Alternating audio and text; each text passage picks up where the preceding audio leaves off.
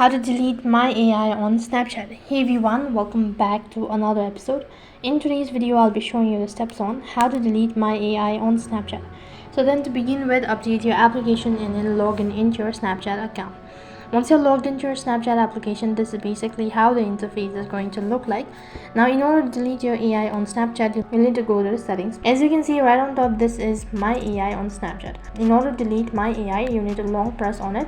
After that, you'll be able to see a drop down menu. So from the list, you need to click on chat settings. Now this method is only going to work if you have a Snapchat Plus. If you have a Snapchat Plus, then you'll be able to find an option as clear chat history or something like clear from the chat history, and this particular feature will be removed. However, if you don't have a Snapchat Plus, then you'll not be able to see this kind of option, and there's no such way to get rid of your AI or to delete my AI on Snapchat. So you need to get a premium account. So that's it for this video. I hope the video was helpful. Make sure to like, share and subscribe to our channel. Also make sure to comment down below for any further queries. Thank you for watching. See you in the next video.